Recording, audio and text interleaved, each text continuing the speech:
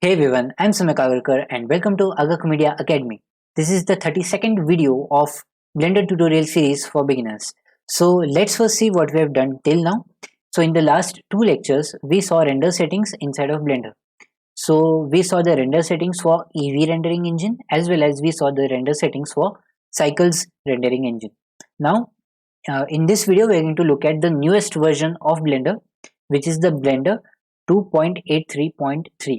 So this is the long-term support version. We have not used this version till now. I've just downloaded it recently. To download this version, you just have to go to Blender website, blender.org, and here you will find the LTS version. LTS is basically long-term support. So what does long-term support or LTS means?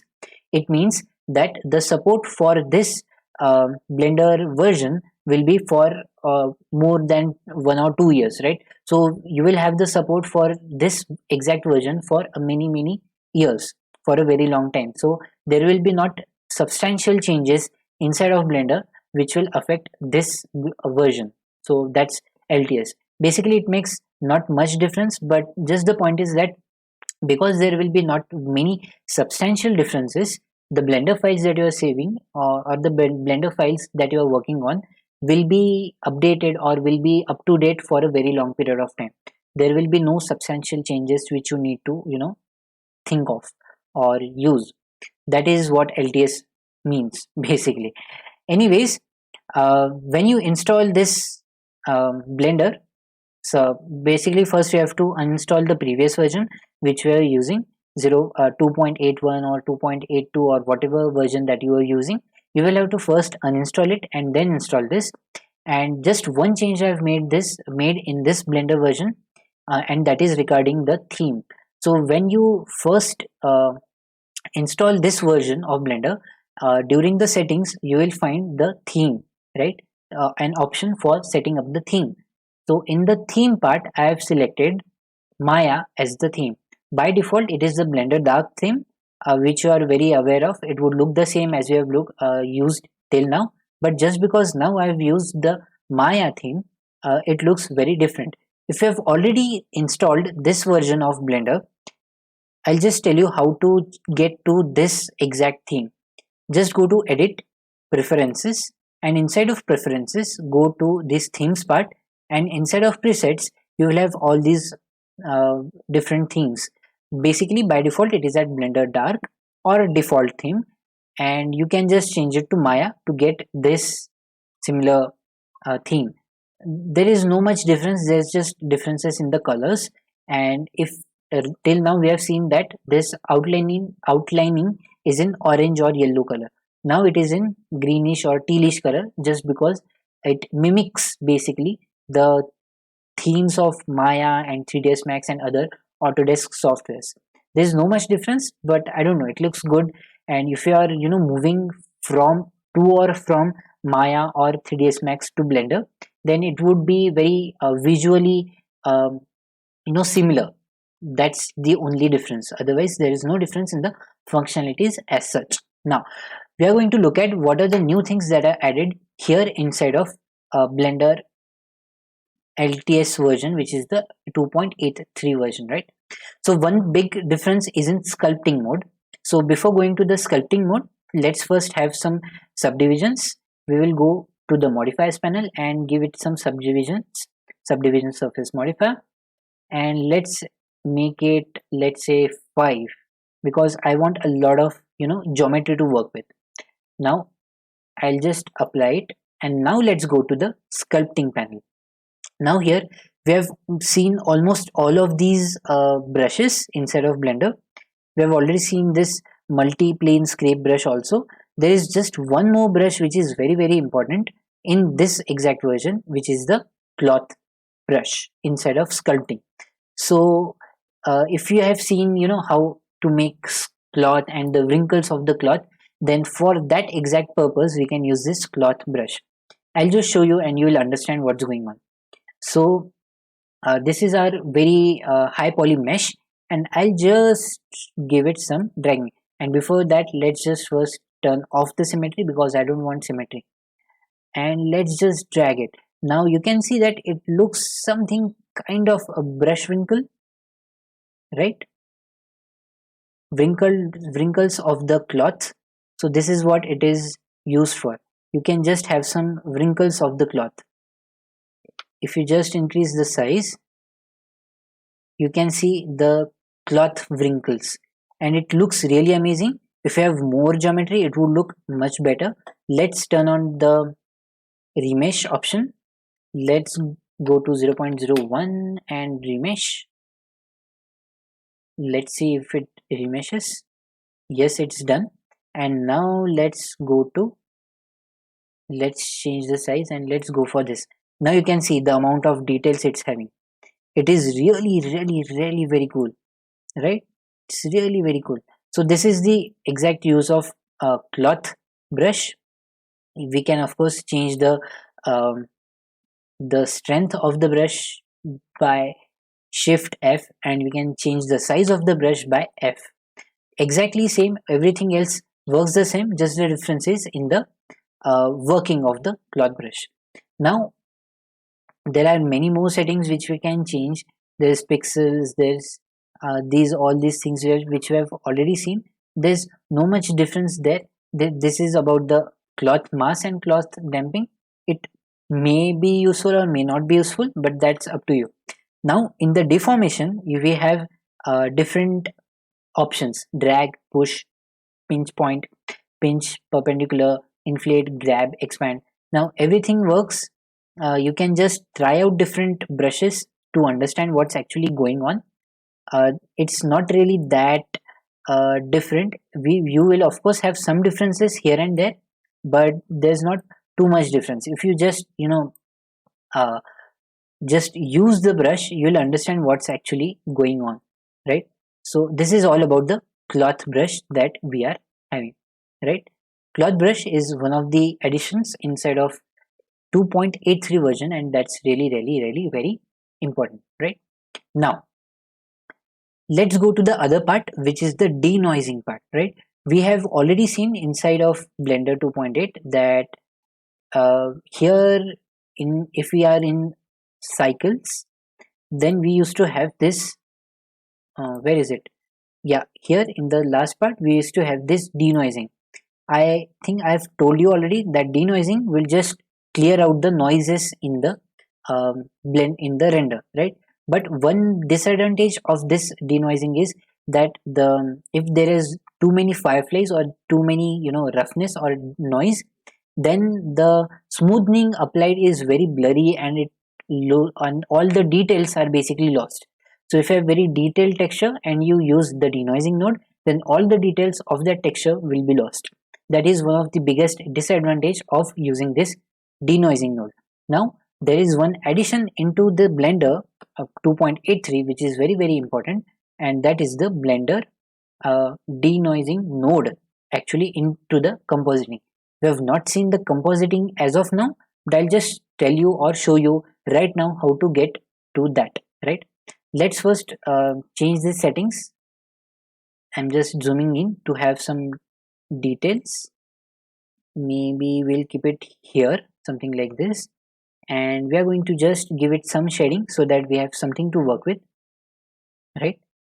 Let's say the base color is something like pink, and the roughness is high, specular is low, and maybe that is it. In the layout panel, let's go to the rendered mode. This is what it should look like, and let's change the position of the light so that we have something good to work with. We are just changing the direction of the light to have something looking good. Maybe on this side might look just better. Okay, looks cool. That is it. We are going to work with this, right? Let's add a mesh, a plane. Let's scale it up. Let's grab this,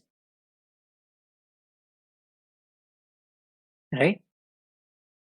We're just setting up something to work with so that we have some kind of noise, and then we can work around, right? To get the noise, because this scene is not too heavy, to get the noise artificially, we're just going to decrease the samples. Basically, if you have some some rendering going on at low sample, or at even at if sorry even if at high sample levels you have some noising going on here, you can use this technique. Just to get the noise artificially, I'm using this, just decreasing the samples to artificially get some noises. Okay, this is not the way to get the noise. You will get the noise if you have too many bouncing of light going on, but to artificially get the noise, I'm just using this technique, right? So now we have a lot of noise here, which we now work on to rectify. Now let's render it out, render image. Now because the sampling was low, it would work really fast. Now here you can see the noise is too high, right? Now this is exactly the way, this is exactly where we use the denoising option inside of Blender right till now. So what it basically did was it just smoothened out. Basically it was kind of a Gaussian blur or a blurring technique which just smoothens out the noise here. But we also saw that if the texture is very detailed, then the details of the textures are lost. Now to work around with this, we have something else, which is the denoising node. To get to first the denoising node, what we you need to do is, let me just get myself away from here. Yeah, so now here inside of this scenes panel, here inside of this view layers panel, here we have, here we used to do the denoising, right? So this should be turned off, this should not be on, this should be turned off. Once this is off, go to the top. Here in the data, in the passes in the data, you just have to turn on the denoising data option. Here we have extra button for denoising data. Once it is turned on, then we need to render it again. So basically you just render it always, because denoising is always mostly required even if there is no noise inside of your Blender, inside of your render. Still you can use the denoising data to clear out any small noises if they are present. If there are no noise at all, then you can just leave the denoising part or the denoising node away, but just turn on the denoising data option so that you have this next thing to work on with, right? Now as soon as we have turned on the denoising data option, you can see it takes a little bit longer to render because it is also now calculating the denoising parts. So there are a few different parts which are being calculated, which I am going to show you just after this render, right? So the rendering is completed. You can see the noise, it is too noisy. We just need to clear it out. Now we are not going to close it, we are just going to minimize it. Don't close it at all. Go to the compositing panel. Now this is something I have not taught you as of now, but we will be using this afterwards. I will be teaching you this compositing afterwards. Right now just understand how to do the denoising part, right? Compositing, we are in the compositing. Just turn on the use node options. Here you have two options. We have this render layer and we have the composite layer. Now if we hadn't turned on the this denoising data option, then we would have everything up till depth. After that we would not have anything else. But just because we have now turned on the denoising data option, we have this noisy image to denoising clean. All these options are just because of this denoising data, and now you can understand why the rendering took a little bit longer in the denoising part, because now it is also rendering or also calculating these all these options, right? All these images basically, right? Now we have this composite which will be saved, so let's just put it aside. We want a new node, shift A to add a new node as usual, and here we are going to search for viewer node. So this is our viewer node and we are just going to place it here, and we are just going to go for this image to this image. Now as soon as we have gone till here, V is to zoom out, Alt V is to zoom in. V is to zoom out, Alt V is to zoom in. Okay, may or may not be useful, right? And now what we are going to do is we need to use these data. This image is noisy, we already know, these image alpha depth are useless because they are noisy. We want the noise to be removed. So we will have to use this noisy image, noise, denoising normal, albedo, and all of these options to get the denoised image. Now, shift A to add a new node. It is called denoise node. Here you can see the denoise node. This node is not available in 2.82. It is just available in 2.83. So for that you need to use this um, version of Blender. Now in the denoise we have image, normal, albedo, right? So image, which image? Which image? Yeah, noise image, right? We want the noise image. Which normal? Denoising normal. Which albedo? Denoising albedo. Now this image and this image should be identical, but this image is the noisy image and this image is the denoised image. So what we are going to do is we are just going to replace this image for the composite as well as for the viewer with this image, composite, this one, and as soon as we give it to this image, you will see some kind of rendering going on down here. Okay, and just give it some second. It is compositing because this is what we are doing in the compositing panel. Just let it composite for a while. It will take a little while to composite depending on what kind of software you have. And here you see this one, Alt V to zoom. Here you can see you have almost all the details, and without loss of any details we have this denoised node. So what was before? This was the before, this is before, and this is after, right? And if you just go to the, just let it composite. Every time you turn it on, it will take some time to composite it, right? And that's just really depending on your CPU performance. This what sphere is very high poly, that's why it's taking too long, because you have, we have the image date, we have also had a subdivision surface modifier on it, so it's taking a little longer. Otherwise it would be very fast. So now here you can see it is very denoised. So just go to view and view render, and here you will find that your noisy data, noisy image has been converted to the denoised image. This is really cool, and the best part is this does not removes the details that were being removed when we were using the denoising option inside of here. This was the denoising option which removed all the details. This denoising data will not remove the details. So this is really easy, and this is really advantageous. But yes, there will be some increase in the render times and the compositing times, right?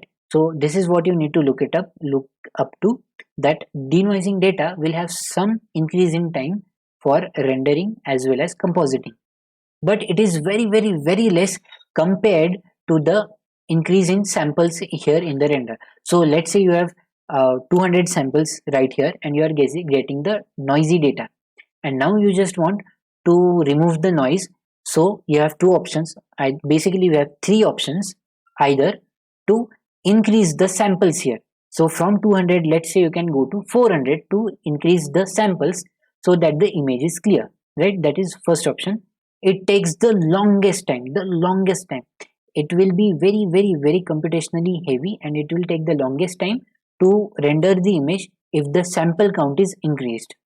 The second option that we have already seen was denoising option, which is right here in this panel, in the second panel, in the third panel right here at the bottom. We had this denoising option. This will take the shortest time. It is basically blurring of the some block. So whatever block is there, it will just blur it out so that the noise is removed. It is the fastest method. It is the fastest method to remove the noise.